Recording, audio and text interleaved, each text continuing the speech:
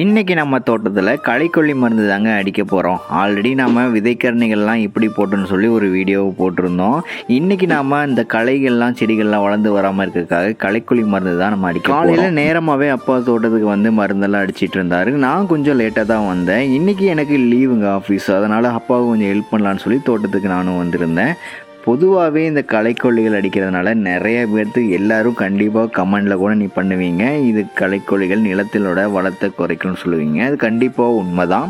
அதையும் தாண்டி ஏன் எல்லாருமே இந்த களைக்கொல்லிகள் மருந்து அடிக்கிறாங்க அப்படின்னா, நம்ம விதைச்ச பயிர் வந்து மேலே வர வரைக்கும் மற்ற களைகள்லாம் வராமையே இருக்கும். அதே நம்ம மேனுவலாக கையில் பிடிக்கும்போது சீக்கிரமாகவே களைகள் வளர ஆரம்பிக்கும். ரொம்ப நாளாவே எனக்கு ஒரு டவுட்டுங்க, இந்த களைக்கொல்லிகள் அடிக்கும் போது நம்ம பயிர்கள் மட்டும் எப்படி சாகாமல் இருக்குது, எப்படி இந்த மருந்து தயாரிச்சிருப்பாங்க அப்படிங்கிறத அடுத்த வீடியோவில் நல்ல டீட்டெயிலாக ஒரு வீடியோவில் நம்ம பார்க்கலாம்.